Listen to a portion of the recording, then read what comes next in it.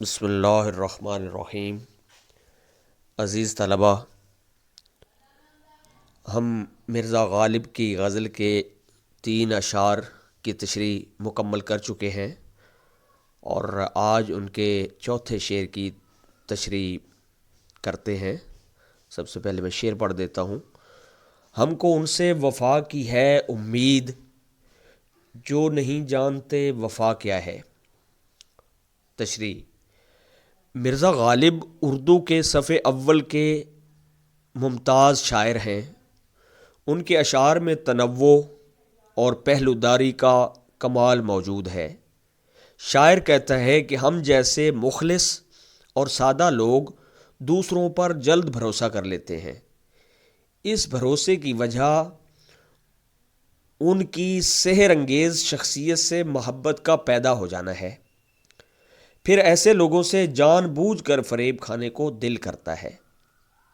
پھر ہم جیسے عاشق ان کی شخصیت کے قیدی بن جاتے ہیں، مگر آگاہی کے کسی لمحے میں یہ جان بھی لیتے ہیں کہ ہم جن سے محبت کر رہے ہیں وہ بھروسے اور وفا کے قابل نہیں، لیکن اس کے باوجود عشاق آنکھیں بند کر لیتے ہیں، کیونکہ وہ اپنے محبوب کی قید سے کسی صورت باہر نہیں نکلنا چاہتے۔ بقول شاعر: اتنے مانوس صیاد سے ہو گئے، اتنے مانوس صیاد سے ہو گئے، اب رہائی ملے گی تو مر جائیں گے۔ اردو شاعری میں عاشق بعض اوقات عاجزی اور وفاداری کی انتہا کر دیتا ہے۔ وہ محبوب سے کسی صلے کے بغیر محبت جاری رکھنا چاہتا ہے۔ وہ محبوب سے ہر صورت کوئی نہ کوئی تعلق قائم رکھنا چاہتا ہے۔ وہ محبوب کی طرف سے ملنے والی سزاؤں کو بھی اپنے حق میں رحمت تصور کرتا ہے۔ وہ محبوب سے فقط اتنی سی آرزو رکھتا ہے کہ بقول شاعر: ہونٹوں پہ کبھی ان کے میرا نام ہی آئے، ہونٹوں پہ کبھی ان کے میرا نام ہی آئے، آئے تو صحیح برسر الزام ہی آئے۔ اور ایک اور شاعر نے، مرزا غالب نے ہی ایک اور شعر میں یہی مطلب بیان کیا ہے: ترک کیجے نہ تعلق ہم سے، ترک کیجے نہ تعلق ہم سے، کچھ نہیں ہے تو عداوت ہی صحیح۔ لیکن اس کے باوجود وہ کبھی کبھی مایوسی اور دل گرفتگی کی حالت میں حرف شکایت زبان پر لے ہی آتا ہے۔ بقول شاعر: خداوندا یہ کیسی آگ سی جلتی ہے سینے میں، خداوندا یہ کیسی آگ سی جلتی ہے سینے میں، تمنا جو نہ پوری ہو وہ کیوں پلتی ہے سینے میں۔ یہ شعر بھی اسی طرح کی شکایت پر مبنی ہے جس کا کوئی حل نظر نہیں آتا۔ شعر نمبر 5: ہاں بھلا کر تیرا بھلا ہوگا، ہاں بھلا کر تیرا بھلا ہوگا، اور درویش کی صدا کیا ہے۔ تشریح: شاعر محبت کے ہاتھوں لاچار ہے۔ اس نے اپنے محبوب کی نگاہ التفات کو پانے کی بہت کوشش کی لیکن ناکام رہا۔ اس نے محبوب پر ہر حربہ آزما لیا لیکن کوئی کامیابی نہ ملی۔ آخر کار اس نے اپنی خودی کو طاق پر رکھا، اپنی عزت نفس کو مٹی میں ملا دیا اور محبوب کی چاکری میں اپنا تن من دھن وار دیا، جس سے محبوب اور زیادہ غرور میں مبتلا ہو گیا۔ بقول شاعر: ہم رہے یہاں تک تیری خدمت میں سرگرم نیاز، ہم رہے یہاں تک تیری خدمت میں سرگرم نیاز، تجھ کو آخر آشنائے ناز بیجا کر دیا۔ نتیجہ یہ ہوا کہ وہ محبت کو چھوڑ بھی نہیں سکتا اور محبوب کو پا بھی نہیں سکتا، اس لیے اس نے درویش کا روپ اختیار کرنے کا فیصلہ کر لیا کہ شاید اس کی حالت دیکھ کر میرے یار کا دل نرم ہو جائے اور وہ محبت پر آبادہ ہو جائے۔ اس لیے اب وہ محبوب سے کوئی مطالبہ نہیں کرتا، اسے اپنی محبت کا واسطہ بھی نہیں دیتا۔ ہاں، اب بھی وہ محبوب کا قرب چاہتا ہے، اس لیے اپنے حبیب کی گلی میں عام سا درویش بن کر صدا لگا رہا ہے، ہاں بھلا کر تیرا بھلا ہوگا۔ یہ صدا بھی دراصل وہ اپنے محبوب کو سنانا چاہتا ہے کہ میں کسی بلند مقام سے تمہارے ساتھ بات نہیں کر رہا، نہ تیری رسوائی کا باعث بننا چاہتا ہوں، لیکن ایک آفاقی حقیقت ضرور بتا دینا چاہتا ہوں کہ جو دوسروں کا بھلا کرتا ہے خدا اس کا بھلا کر دیتا ہے۔ یعنی محبوب اگر عاشق کا بھلا کر دے تو خدا اس کا بھلا کر دے گا۔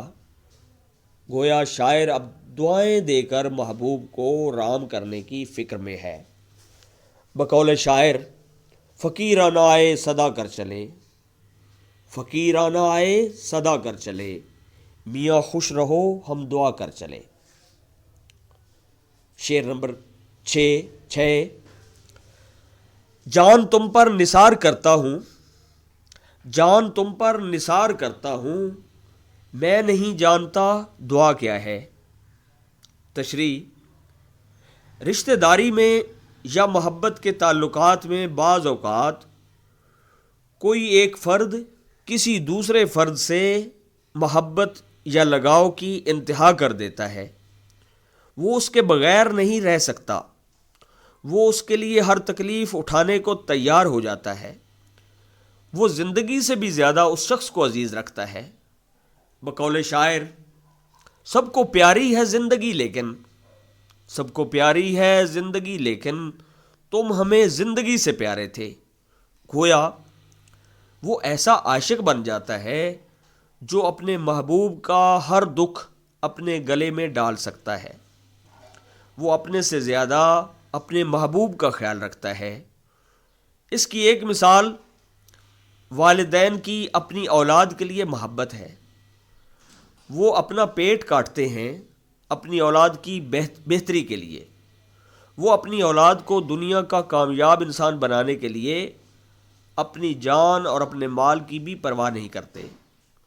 بعض اوقات تو یہ محبت اتنی بڑھ جاتی ہے کہ والد حرام حلال کی پرواہ کیے بغیر اپنی اولاد کو آسائشیں فراہم کرنے میں جتا رہتا ہے۔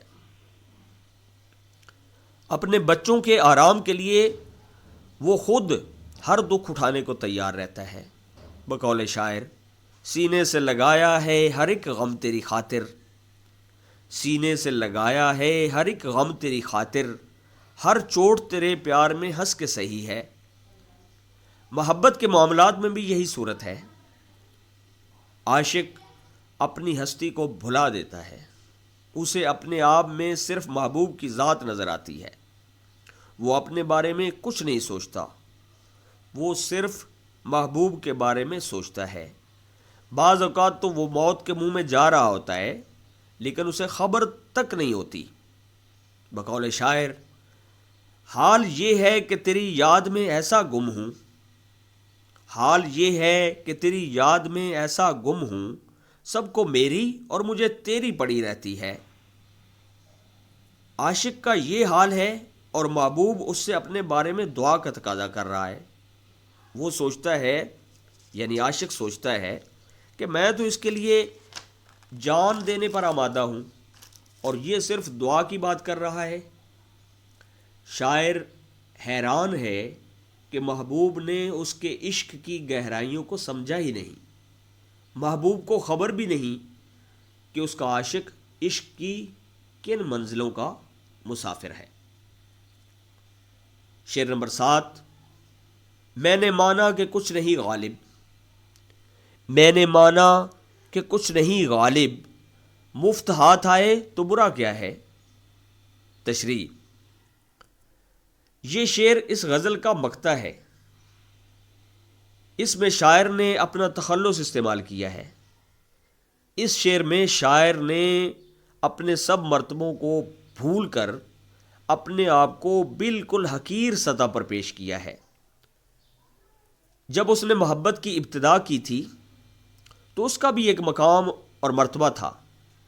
وہ اپنے محبوب سے برابری کی توقع بھی رکھتا ہوگا، اسے اپنی محبت پر مان بھی ہوگا، لیکن محبوب کی طرف سے اس کی ذرا بھی قیمت نہیں لگائی گئی. اس لیے اس نے اپنے پندار اور غرور کو پس پش ڈالا اور اس کی گلیوں کے چکر لگائے. بقول شاعر: دل پھر طواف کوئے ملامت کو جائے ہے، دل پھر طواف کوئے ملامت کو جائے ہے، پندار کا صنم کدہ ویراں کیے ہوئے. شاعر نے اپنے دل کو سمجھا لیا تھا کہ رائے عشق میں عاشق کوئی بلند بانگ دعوے نہیں کر سکتا، اسے اپنے مطالبات سے دستبردار ہو جانا چاہیے تاکہ وہ محبوب کی محبت کو پا سکے. اب وہ اپنی کوئی نسبت محبت کی راہ میں حائل نہیں ہونے دینا چاہتا. بقول شاعر: ہم نے مجنوں سے سنا تھا کبھی صدیوں پہلے، ہم نے مجنوں سے سنا تھا کبھی صدیوں پہلے، عشق ہو جائے تو نسبت نہیں دیکھی جاتی. لیکن محبوب نے ہر بار اس کا دل توڑ دیا. اس نے اپنے عاشق کا ذرہ برابر لحاظ نہیں کیا. لیکن شاعر محبت کا بوجھ اٹھائے کسی بھی قیمت پر اپنے آپ کو فروخت کرنا چاہتا ہے. وہ عشق کے بارے میں نہایت بلند تصورات رکھتا ہے. وہ چاہتا ہے، وہ جانتا ہے کہ بقول شاعر: دل ٹوٹ بھی جائے تو محبت نہیں مٹتی، دل ٹوٹ بھی جائے تو محبت نہیں مٹتی، اس راہ میں لٹ کر بھی خسارہ نہیں ہوتا. جب شاعر دیکھتا ہے کہ کسی بھی قیمت پر محبوب اس کے عشق کا خریدار نہیں ہے تو وہ اپنے آپ کو مفت پیش کر دیتا ہے. وہ اپنے محبوب کے کاشانہ ناز میں ہر صورت جاگزی ہونا چاہتا ہے، خواہ اس کی قیمت کچھ بھی نہ ہو. جس طرح کوئی پھل فروش یا سبزی فروش شام کو اپنے سامان کے بوجھ سے ہر صورت سبکدوش ہونا چاہتا ہے، اسی طرح شاعر بھی اب اپنے محبت بھرے وجود کا بوجھ اٹھانے سے قاصر ہے. وہ ہر حال میں اپنا عشق اپنے محبوب کو سونپنا چاہتا ہے. اس لیے وہ اپنے محبوب کو سمجھاتا ہے کہ مان لیا کہ غالب کوئی شے نہیں، اس کی کچھ ہستی نہیں، اس کا کچھ مقام و مرتبہ نہیں، لیکن اگر کوئی چیز مفت مل رہی ہو تو ہر سمجھدار انسان اسے پاس رکھ لینے میں کوئی عیب نہیں سمجھتا. عزیز طلباء، مرزا غالب کی غزل کے 7 اشعار مکمل ہو چکے ہیں اور اس کی تشریح بھی، اس میں حوالے کے اشعار بھی ہیں، تو آپ غور سے ان کو لکھ لیجئے گا اور اس کو یاد کر لیجئے گا. شکریہ، والسلام.